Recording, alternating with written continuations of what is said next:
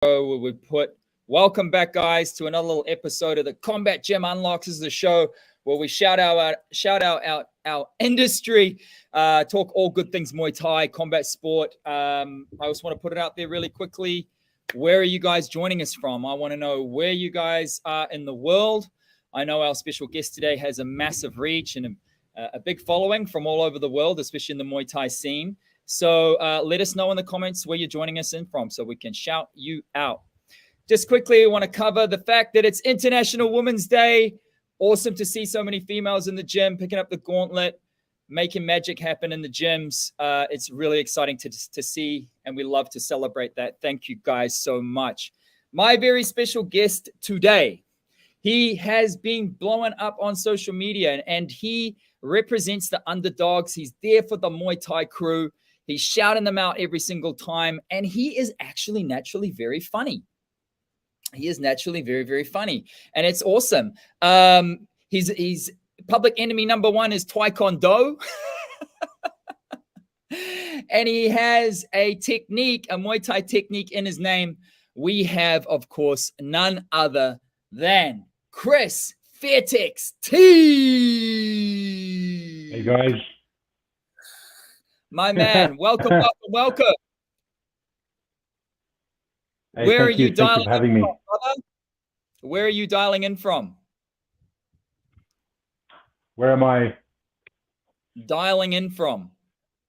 I'm dialing in from Sydney, Australia. Dialing in from Sydney, Australia, down under, mate. New South Wales. Good times, brother. Good times. There we go. Well, fix the issue. Good job. It's super good to have you with us, bro. It's much anticipated. I'm really excited to have you with us, brother. I have to ask the most important question, of course, up front. Yeah. What does a Muay Thai influencer eat every day? How does he stay in peak physical condition for this content creation? I usually start off my day usually with a whey protein shake, but I was recently switched to bacon and eggs. So I have that, and then at lunchtime I'll probably have a steak. I'm always trying to get my protein in. So at lunchtime I'll probably have a steak. Then at dinner time I'll probably have a piece of fish or a chicken with a side of salad. So I'm trying to shred down this year. I've got a calf injury that's made me a little bit not being able to train. So hopefully I can reach my goal by the end of the year. Mate, you've got goals. A man with a plan is a man that's dangerous, 100%. But we're talking about bacon and eggs for breakfast, bro. That's a very leisurely breakfast. Most cats I know are smacking down a protein shake or blitzing through a little bit of cereal. But you're a man of leisure. What's going on? Yeah. I try to get my protein target in, and I love eggs. And the bacon we bought is a maple-infused bacon. So I've just discovered maple syrup. I don't really eat it much, but just recently I've just started trying it and I absolutely love it. Oh, too good, bro. Enough about that, man. I want to get a little bit of an origin story. Not from the womb, of course, but I'm imagining you, my friend, as spending a bit of time in the principal's office and possibly being in the school plays at intermediate. Would that be fair to say, Chris Fairtex? The first part is true. The second part is completely the opposite. So the first part is usually in my teenage years, I did get into a bit of trouble with fights at school and all that, more like an ego thing. But the second part, I never actually, I just studied at school. That's all I did. I put my head down, just did math, science, wasn't into plays, wasn't into drama, none of that stuff. I thought I didn't have a creative bone in my body. I thought I was actually quite a very, very boring person who had boring content, to be honest. When I used to do a lot of yoga content before. And it wasn't until one day I saw someone doing how boxers make tea in the morning. I'm scrolling through Instagram, and this guy, he opens the cupboard, he does a bob and weave, he does that, he grabs the tea bag, he does a bit of reaction drills, drops the tea bag in. Then I looked at her and I'm like, hi, I'll give that a try. I mean, well, what's the harm? And that's when I started to notice, oh yeah, I'm actually all right at content creation. So basically, you were a bad boy at school. You were beating people up behind the bike sheds. Fast forward the years, you were a studious little bugger, a bit of a nerd. And then next minute, you jump online, you're making all this yin yang yoga stuff. And then you're like, well, hang on a minute. I want to give this this video online has inspired me. You made a video that inspired you. You did a bit of a parody of it, like a tribute, and you got a lot of attention from that video. Is that right? Yeah, that's pretty much, that's the first video I put out, which was on April 25th, 2023. Sorry, 2022. So it's only been 10 months since I've been doing my original content. Holy crap. Like, so in 10 months, man, you've gone from like what? A couple of thousand followers through to almost 100K now? Yeah, so 10 months ago, I think I was on about 5,000 to 6,000, and I was just posting martial arts movies.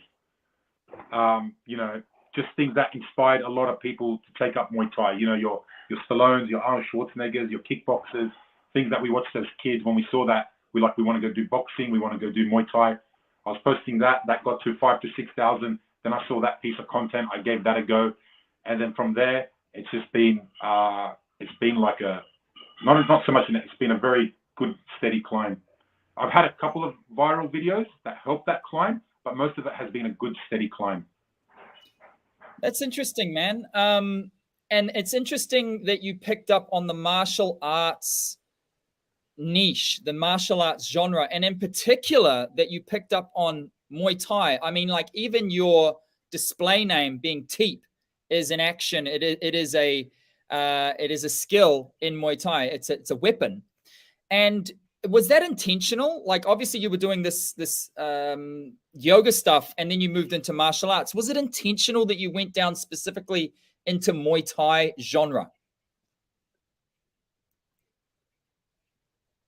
Yeah, it was intentional, because what happened was during the lockdowns, I got one of the trainers from my old gym to come and train me in my house, because I hadn't been training for Muay Thai for a while. So he came to my house, he trained me. I got the itch again for Muay Thai, I got the love back from it after a rest from it. And then I was searching through Instagram for Muay Thai content, and a lot of it was very like hardcore training, fighting, which is cool. I love watching that stuff also, but I didn't see much humorous content around Muay Thai. Like you got it for gyms, there's all of those gym memes and stuff like that. You got a lot of it for that. I didn't see much of it for Muay Thai. So what I thought to show was, I thought to bring eyes on Muay Thai through a different perspective, more through, humor and comedy that will bring more eyes onto the sport. Because what happens is that a lot of Muay Thai fighters outside of Muay Thai, they're very light-hearted, they're funny guys, and that's where the name Teep came from. Because in Muay Thai you had all these brutal strikes. You got your elbow, you got your knees, you got your head kicks, and then you got something called the Teep. And the Teep doesn't sound very brutal; it sounds very light. It's like, oh, what the hell is that? It doesn't sound like a devastating strike. So I thought the word Teep was a perfect reflection of. So the name was very. So you've been intentional from the start. So once you got that bug during the lockdowns, that was sort of the catalyst. You wanted to inject a bit of humor. You wanted to take it a little bit out of context. Obviously, you've tapped on that nostalgia. You've really tapped into that nostalgia. And when you think about a lot of the guys in Muay Thai, especially the guys that own gyms now, they're 40 plus. And they grew up with these videos. They grew up with these movies, these games, nostalgia. And you've tapped into that and brought it into your content. That's a stroke of genius, man. I really think that's a true stroke of genius. Now, I just want to give a quick context to the people watching right now is about how we came about, like how I got to know you, how you got on my radar. And I just want to explain like how you got on my radar was Hayden Williams, which is Daniel Williams' brother, the ONE FC fighter. So Hayden Williams was in my cohort for ONE Championship. We were doing NAS ONE Championship content creator program together. And I threw your name in there. Your content just came across my screen. I was like, this is good. This is funny. This made me laugh, right? And it resonated with me. And immediately I sent it to him. I was like, bro, this dude is crack up. He's Aussie because Hayden and Dan is obviously Australian. So I thought it would land. And him and I are always taking the piss out of each other being Kiwis Australian. So I thought it was land. And he reached out to you and you were really open and forward thinking. And you guys did a collab together. Just so the audience gets to understand this origin story. You guys did a collab together. It really inspired me. And I went with Marat Grigorian because we do a lot of stuff with Revolution Gym. I'm looking after their social channels right now in Phuket.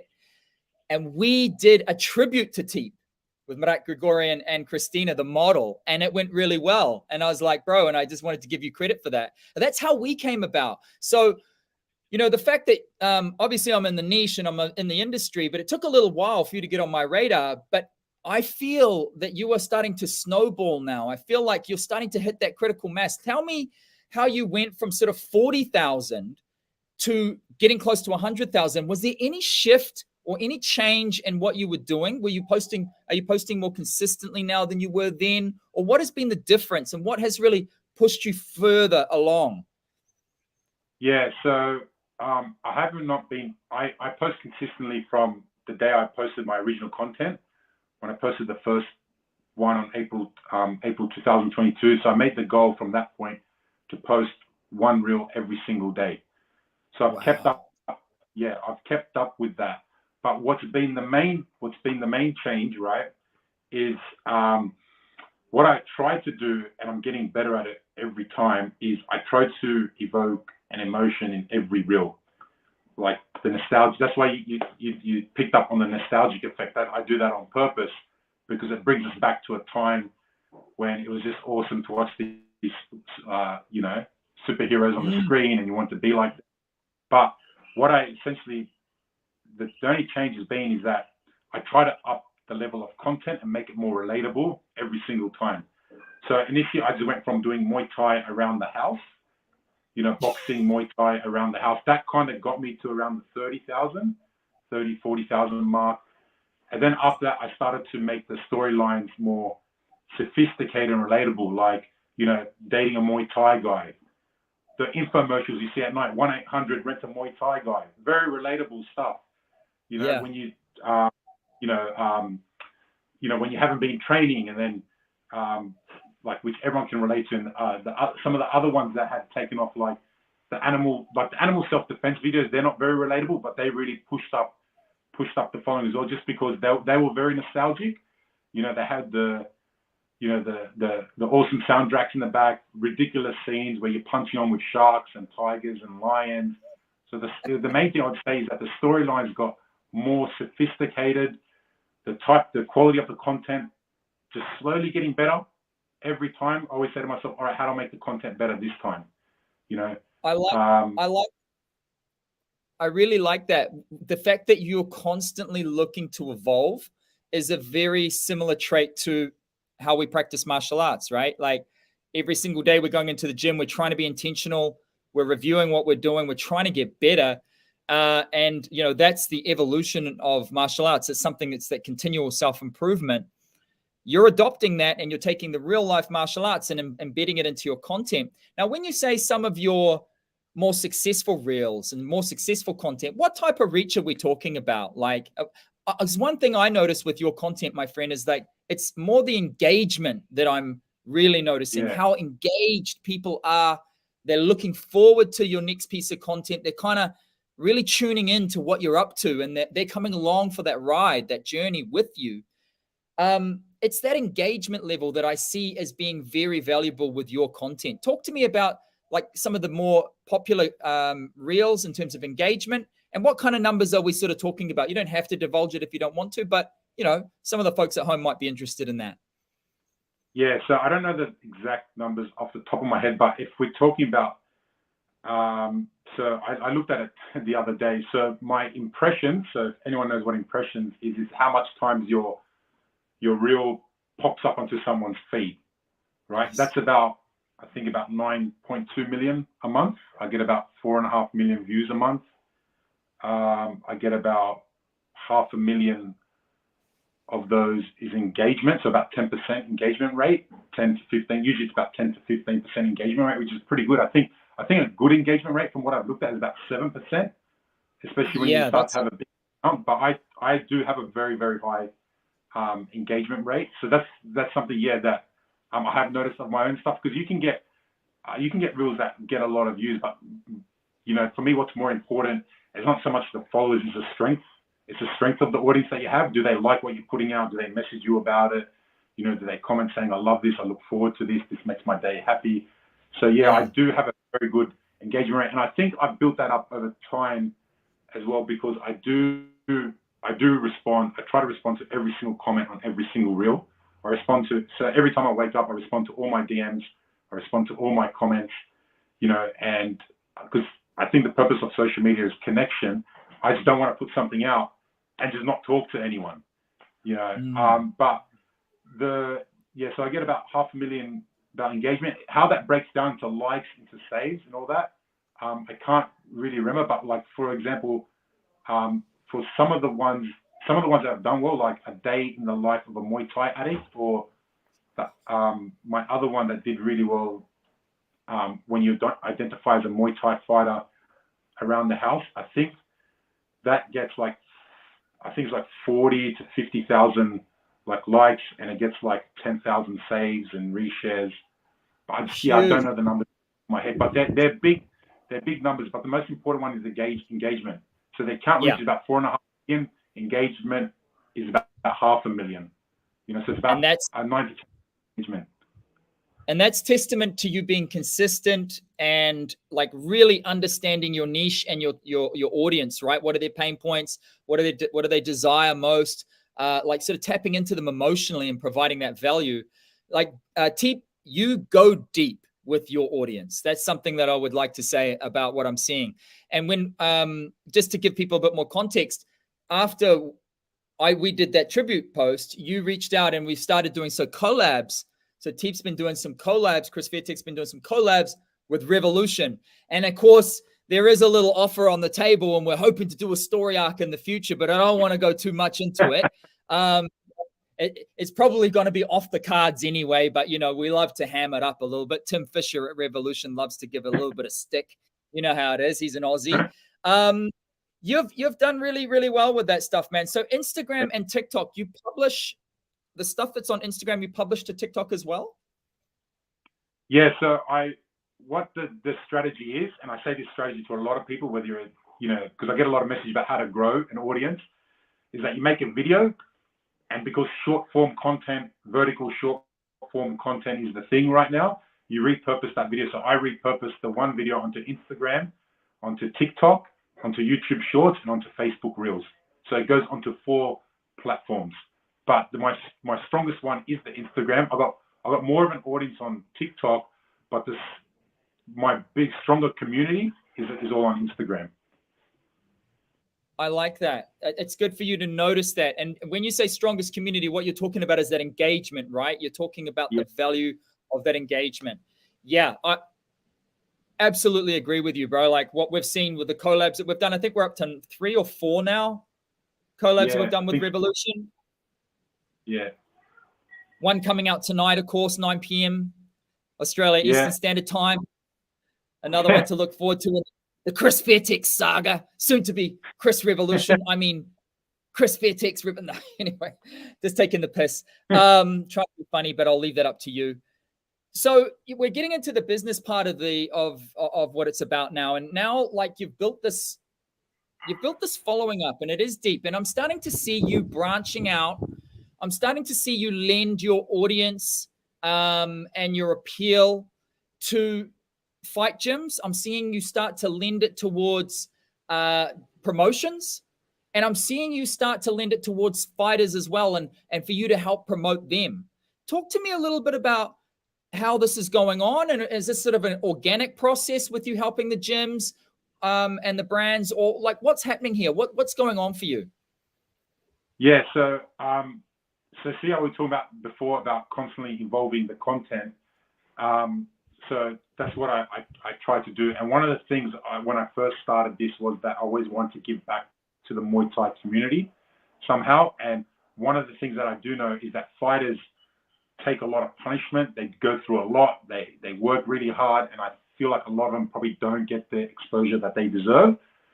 So a lot of it's happened organically. So the content, I've messaged some fighters, but most of it has been the content I put out. You know, a fighter will message me saying, hey, man, I absolutely love your stuff. And I'll check out their Instagram. They look like they got really good content. I like what they're doing. Then I'm like, oh, cool. Yeah, look, let's try to hook up a collab. You know, we'll try to make it work, even though you're in a different country. But with fight gyms, it's the fact that a lot of fight gyms they're just good places. They're good places run by good people. You know, everyone goes there. They usually love the trainers. They always talk about how great their mentors, their trainers are.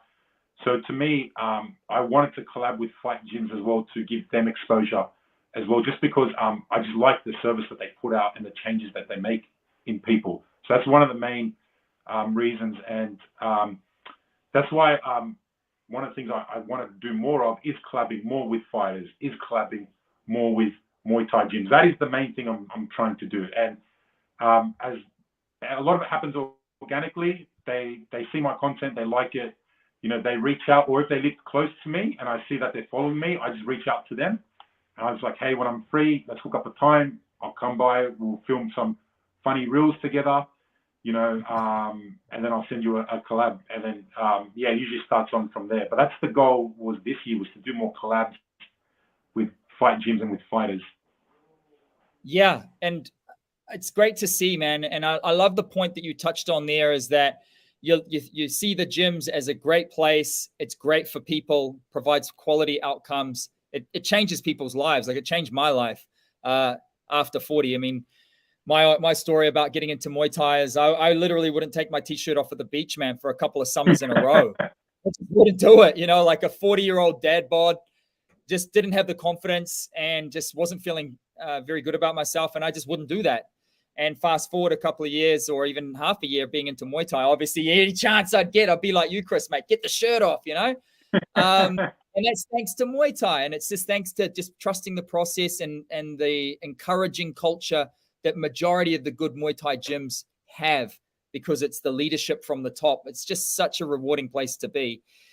The business of the content creation, because obviously you're amassing this attention now, and I understand doing a bit of content, obviously for the gyms and for myself, it does take a lot of time. Like it does take a lot of skill, and it takes a lot of time, especially for you and your niche being funny and humorous. And it takes a lot of time with the production value. Look, so we can't really expect it to be for free because you're bringing attention to those clients per se, right? So just so that I can understand, because I look after quite a few gyms' social media accounts, so that I can educate my guys, how do we get involved with you? Are there costs involved? Like, what's the process for this to go down? Yeah, so generally with most content creators, they'll either have a business email that you can contact, and then you submit your, you email them what you want to do, what you're thinking of, you know, and then the discussion goes on from there. For me, generally, the process for me is just through my DMs. And at this stage, yes, it does take a lot of time. It does take a lot of skill, because you got the filming, you got the editing, you know, and that all takes quite a lot of time to get it right. So the process personally for me would be that, you know, reach out via DMs, you know, direct messaging on Instagram. What is it that you want exposure on? I will look at that and be like, oh, is this something that my audience will get value from? You know, so if it's a Muay Thai gym saying, oh, we got an awesome seminar, some guys coming down and we want to bring more eyes onto it. And I look at it, I'm like, oh, yeah, that's actually quite cool. I want to let everyone know about that, you know. Yeah. And then we start talking, and then we talk about things like, how many reels. In terms of price, I'll be honest here. At this point, I actually haven't charged anything for what I do right now. I'm doing it purely for the love of it. Wow. But yeah, right now, it is taking up quite a bit of my time on top of everything else, especially the collabs. So right now I'm trying to figure out what is a good rate to use that works with the gym and kind of works for me as well, because it does take up a lot of time. Yeah. But yeah, that's generally the process is, you know, you reach out. So that's, you're trying to, you know, and then someone like me that looks at it and be like, is that something I want to be involved in? Yeah, absolutely. It needs to align with the audience. And I think back to your point, Chris, is like, yes, it takes a lot of time and skill to actually create this content. But what's more important here is that you have invested time, consistent effort, and you've built up a loyal following. I mean, getting close to 100,000 with a 10 to 12% engagement rate, for those in the room that might know this is high. Like typically this gets down to more like 2%. But Chris, because I've seen you, mate. I've seen you collab with us on Revolution. I've seen you like late at night DMing back people. And I wake up in the morning because I'm 5 hours behind you. And I see all these comments that you've replied back to. You, Teep, are deep with the audience. And it's that passion and that care that you've got. That's why they're so loyal. So for brands and for gyms, which are brands, and for fighters, also brands for themselves, right? They would do well to consider working with you because you have a very deep niche and you have a very loyal following. So, you know, return on investment could be very good. You know, $50, $100, $150 to spend with you in terms of the creative and the distribution and the access to the audience. Even $500, $1,000, like, you know, return on investment. That's what it comes down to. And I think that you are a very good return on investment, Chris. Yeah. Thanks for that. Yeah, so I know people at my level, they charge quite a bit. Initially, my thinking was I didn't want to do that just because at the start, I wanted to give as much value possible. Like I was thinking long-term strategy. I want to show, you know, what, you know, getting more eyes on your page, what it can do, how it can help you progress in whatever you want to do. So the initial strategy, all right, I'm going to collab a lot. I'm going to try to collab a lot with fighters and with gyms to bring them exposure so they can see the value that I bring to the table.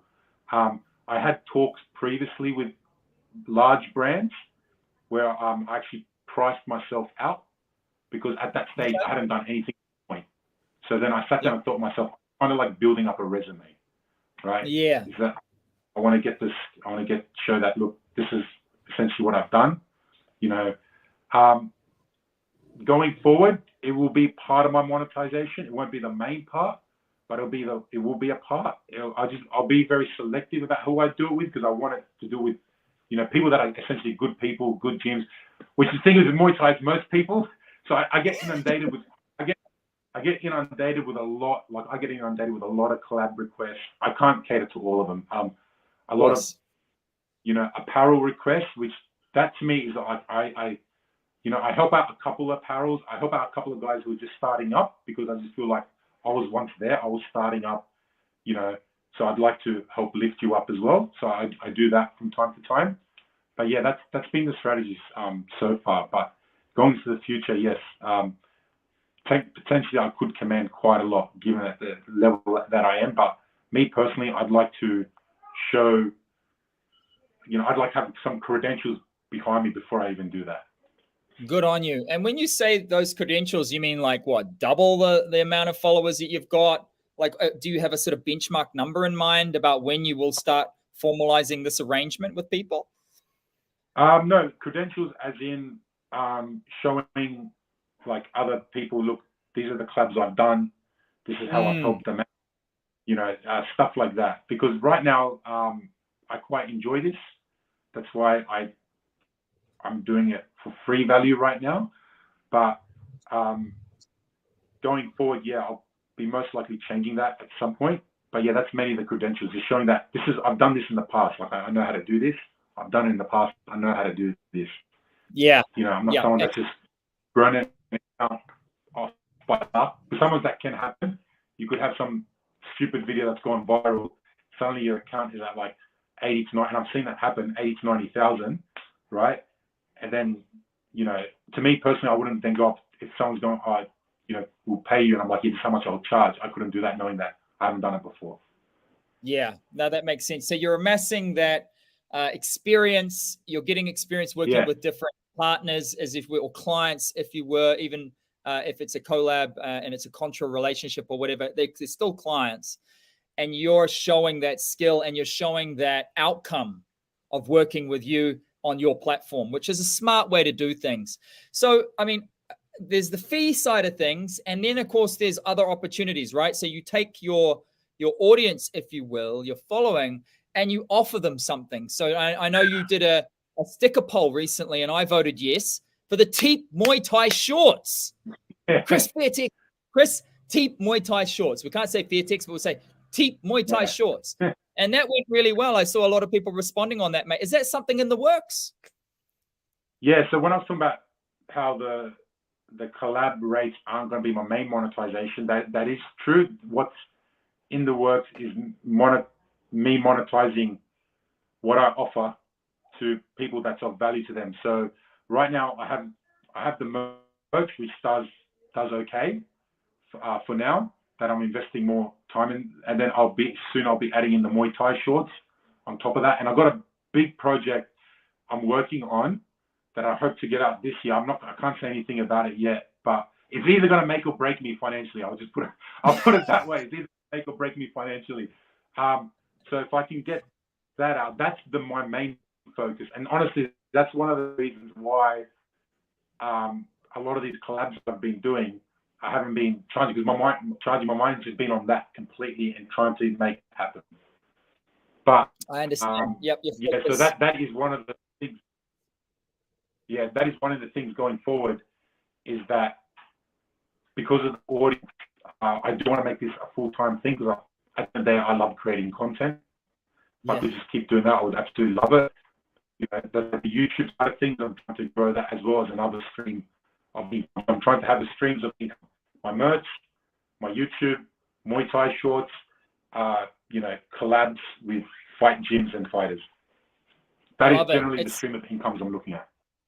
It's smart, man. It's similar to how we build up a fighter in the gym, right? Like we get the good fundamentals, the good basics drilled in, and then we just get pointier and pointier and pointier as we learn the skills. And you're doing exactly the same thing with your content creation. The fact that you say that you love it and you'd love to make it a full-time thing leads me to believe you're doing something else for money on the side as well. So you've got a 40-hour week or something somewhere else, Chris?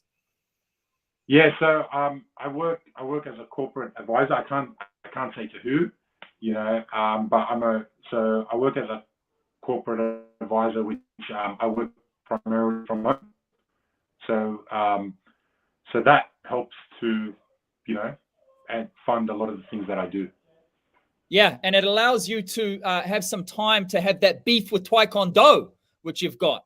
What's up with that beef with Taekwondo, Chris Fairtex? Yeah, honestly, I cannot remember how I started that. I just can't remember the rule started that, but whichever rule that did it, I just remember I got a ton of comments. So what I generally tend to do, one of the strategies I do in content creation is when I put out a reel, I look at the comments and see what people say, and it gives me inspiration for new ideas. A lot of the reels I've done not a lot, probably a good 25% of them was an inspiration from a comment. So that's what I do. And I just remember I did one reel, and I can't remember what it was. And someone talked about Taekwondo, and I found it funny. And I thought, oh yeah, I'm going to make a reel hammering down Taekwondo. And then I got a message from a fighter, Katie Rose, awesome fighter, where she told me something about Taekwondo, and I found it hilarious. So then I made a skit about it. I tagged her in there, and that got received very well. And then I just kept going on from there, because what it does is that the Taekwondo part, and if everyone knows the general templates to content creation, is that at the start you need a bit of a hook, right? So you got a Muay Thai guy about to make fun of Taekwondo. So the people who find that funny will sit down and they'll watch it. you know. But that's generally how it started. I can't remember exactly where it started, but that's where the beef started. It was a while back, and I've just kept it rolling, and it just gets funny. I find it funny. I find it funny when some of the comments come in, and the people are like, "Man, that's so disrespectful," you know. That cracks me up. Yeah, you got to have a stand, right? You got to stand for something. You need to be polarizing. You need to be either this or that. If you're just in the middle, it's vanilla and boring, and you're neither. You don't appeal to anybody. But you taking a stand is like those Taekwondo dudes. They're different to us Muay Thai guys. I love it. Just want to give a quick shout out, of course, to Hayden Williams. That's Daniel's brother. He's on. He says he's loving this interview, bro. Thank you, man. Thank you. Yeah, I've chatted to him quite a bit when we did the collabs with his brother. It's Thai pads or pad Thai. I eat Thai pads as I'm eating the pad Thai. So you want to eat a pad Thai while you're hitting the Thai pads? No, he said, do you eat Thai pads or do you eat pad Thai? But I could do that. I could do a piece of content without eating pad Thai than hitting Thai pads. Yeah, we've got this. You've had a Muay. It's because obviously here in Phuket, right? It's a destination place. It's very different to a gym in Aussie or something like that, where it's less of a destination. Here, you've got a lot of people coming over, coming in, coming out, coming in, coming out. You know what it's like. And so, have you had a Muay Thai? You've tried the pad Thai, but have you tried Muay Thai? It's like, that's the thing that gets the tourists, because a lot of tourists come over, they just want to give it a go for the first time. And a lot of fight gyms seem a little bit intimidating to them. So something like your humor can cut through those reservations for a lot of tourists, which is something that destination gyms would be doing well to work with you on, right? Yeah. So when I started Teach Muay Thai, that was one of the goals as well, was that I say that there's content out there for fighters and people already training Muay Thai. I want to make content for people who are probably just starting or about thinking to start, but they're thinking to start, but they're too intimidated to start because they think it's very brutal. They're not fit enough. They're not strong enough. So the content was to break down that wall of intimidation, I guess, so they can start.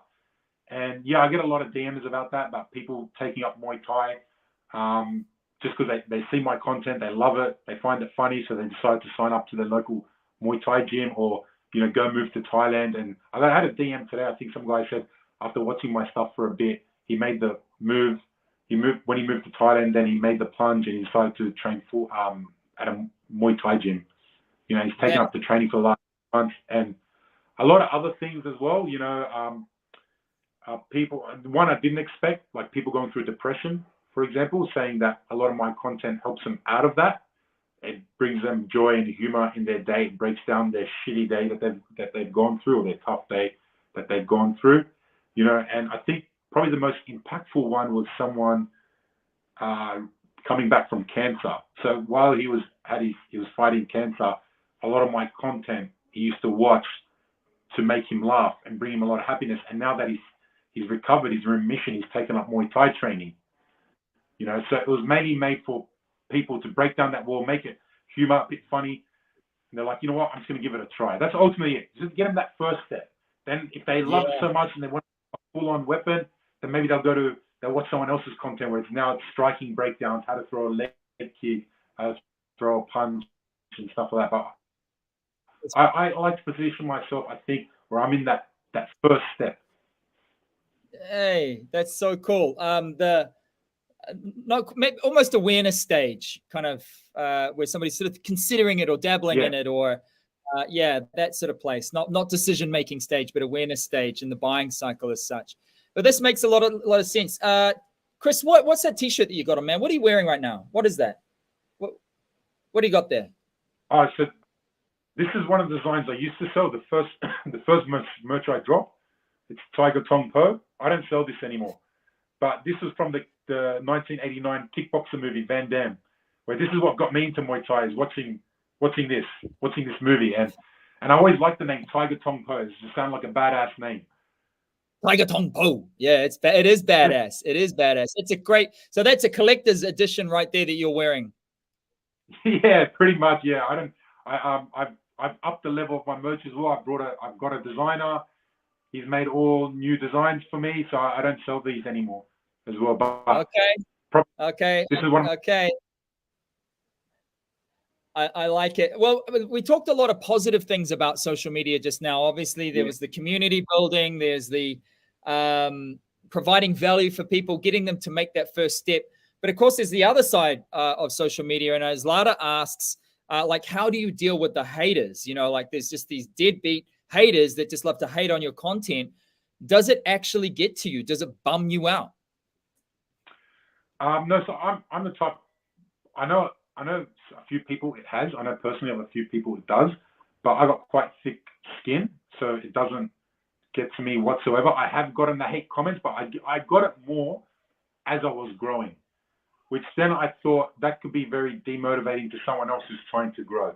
But luckily for me, I can have a very thick skin about it, and I could. I used to get a lot around, you know, your Instagram sucks, you're shit, you're not even funny, you know. I get some now. It's very rare that I get them now. The type I get now is that, oh, you're really disrespectful. That's about it. Which is more, I'd say there's more feedback, not so much, you know, trolling comments. Bit of a grey area, I guess, but yeah, I can deal with the hate quite well. But what I focus on, and if anyone else is going through it, is that you will tend to have a lot more positivity in whatever you're putting out. So what I put out, I'd say about 99% of it is positive. The hate comments I did get was as I was growing, and it was like 1 to 2%, I would say, but there were some of them were quite bad.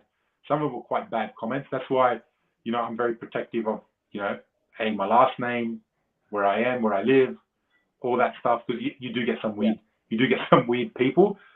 But generally, with a lot of you work from home, so yeah, if you see a smart ass comment, what do you engage with a smart ass comment? Do you ignore it? No, I still engage with the smart ass. I still engage with the smart ass comment. I just like to be a smart ass back. I mean, if you look at my reels, I can be a pretty good smart ass back. Like, I can be a pretty good one back.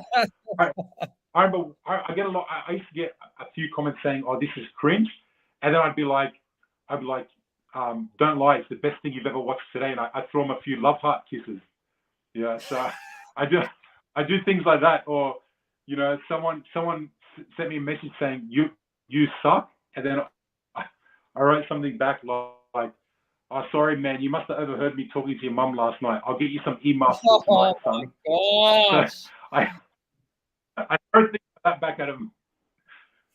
Yeah, I find that funny, but no, it doesn't get to me. But I am mindful of the people who are growing. It has to be something you have to be resilient about. And one of the best pieces of advice I ever heard from someone was that if you want to avoid trolls, say nothing, do nothing, be nothing, and you'll never have a troll in your life. They just come part of the journey. And, you know, if you succeed in this game, you just have to be resilient towards it. It can be tough, harder for some people to do that, but it's something you just got to, you know, change your mindset about. That's cool. Excellent, man. Great advice. Hayden chiming in again. He's a fan. He's in the game, you know, a huge supporter, and obviously it's great to have him with us. I think I want to do a little bit of a shout out right now, though, and this part of the interview. First thing I want to talk about is King of the Ring. Chris, I don't know if you're aware of it, but it's like the biggest combat show in New Zealand, run by Jason Suddy, the Psycho Suddy, multiple world champion, heavyweight champion, and his wonderful partner, Anna Suddy. So they've got King of the Ring. It's an eliminator. It's the platform that Israel Adesanya kind of launched his international career. So it's kickboxing formats on TV, 3 fights in one night. They crown a king, a champion of a certain weight division. I think this time around, I think this is 64s or 68s. A lot of killers in that division in New Zealand. That's happening on the 18th. The second thing I want to talk about just quickly is this Saturday coming up, the legend Nathan, fill in the blanks, Corbett. Who are we talking about? Carnage. You got it. The Carnage is on the mats over at Gladiator Muay Thai down there in Melton in Melbourne. So that's happening. Obviously, this guy doesn't really need much of an introduction, but if you're following anything of Nathan's content or his career, he's known as the Golden Elbow. A lot of knockouts by elbow. They've got a seminar happening between 1 and 3 p.m. Everybody welcome. So you can just reach out to I'll link it in below. You reach out to the Gladiator guys. That's Glenn and his lovely partner over there. And that also leads me on to this weekend as well, the 18th. Yod Wicha, the legend. That is amazing. He's happening at PTJ Andrews Gym. PTJ, which is not too far from you, I believe, Chris. About 39-minute drive. 39-minute drive. If we send a little invite out, do you think you can make it? Let me see the times. Let me see the times. Okay, I'll tell you the times. I'll tell you the times, mate. You've got between 10:30 and 12 o'clock for Yod Wicha. Okay. I'll confirm those dates. Yeah. Oh yeah, well, this might just convince. This might just convince you. He's the legendary clinch knee monster. He's beaten the likes of Sanchai, the GOAT. He's beaten the likes of Nongo, Dam, and Pitch Bonchu. So that's happening at PTJ down at College Street in Gladsville, Andrews Gym. All welcome. So there you go. The invitation is there to you, Chris, on that one. So that's my little shout outs, but now it's an opportunity for you, Chris, to shout out those that have supported you, or just anyone that you want to put on or, mention that's helped you along your Muay Thai journey. Yeah. So, first of all, shout out to my video, my wife who films all my videos. That's the part. It's your wife that films the videos. Yeah. I don't film them. She does. She's the creative filmer behind. What's her name? Lynn. Her name's Lynn, yeah. So So I probably couldn't make any of that work with her. So she's the brains behind, where to get the right angle, where's the best quality, and all that stuff. And then, shout out to 1774. I loved working with them on their promos and, helping get eyes on what they're doing. Into Donald, Aram, the fighters I've collabed with, Mini T, awesome.